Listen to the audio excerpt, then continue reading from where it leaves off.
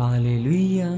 स्वागत है आप सबका मेरी भविष्यवाणियों की पुस्तक में। तो आइए हम आज के पवित्र वचन को पढ़ेंगे जो कि परमेश्वर के दास प्रेरित अंकुर यूसुफ नरूला जी के द्वारा लिखा गया है। परमेश्वर का भय और नम्रता का फल। जैसा कि नीति वचन की पुस्तक अध्याय 22 उसकी 4 आयत में लिखा है, नम्रता और यहोवा के भय मानने का फल धन, महिमा और जीवन होता है। मेरे प्रियो, परमेश्वर का वचन कहता है कि नम्र बनो और परमेश्वर का भय मानो, क्योंकि नम्रता और परमेश्वर को भय मानने से धन, महिमा और जीवन आता है।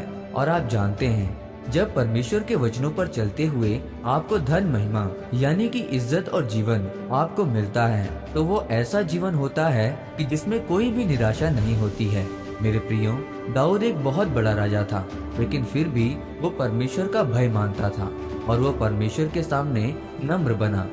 बाइबल में लिखा है कि जब दाऊद परमेश्वर का संदूक लेकर आ रहा था तो वो संदूक के सामने नाच रहा था, जबकि वो एक बहुत बड़ा राजा था।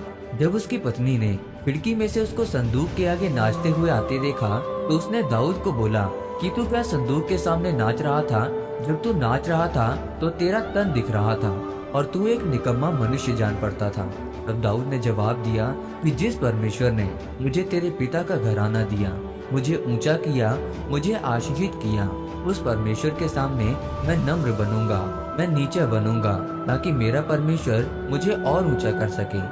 आप जानते हैं, दाऊद एक भेड़ बकरियों को चराने वाला चरवाहा था और तब वो ये बिल्कुल नहीं जानता था कि एक दिन शमूएल उसे राजा होने के लिए अभिषेक करेगा। लेकिन अब जब वो एक सफल राजा बन चुका था तो तब उसको समझ आई कि परमेश्वर का भय मानने का फल उसके जीवन में उसको मिल रहा है। मेरे प्रियो, आज जो परमेश्वर की महिमा मेरे जीवन में है, उसका कारण ये है कि मैं परमेश्वर के वचनों को दीनता के साथ जानता हूँ और मैं अपने आत्मिक पिता के सामने भी दीन और नम्र बना। इसीलिए मेरे प्रियो, अगर आप भी चाहते हैं कि आपके जीवन में दाऊद की तरह धन और महिमा आए और अगर आप एक आशीषित जीवन जीना चाहते हैं तो आप परमेश्वर का भय मानते हुए उसके वचनों पर चलें। आप जब भी कोई काम करें तो आपको पता होना चाहिए कि अब अगर लोग मुझे नहीं देख रहे हैं, लेकिन परमेश्वर आपको हर समय देख रहा है।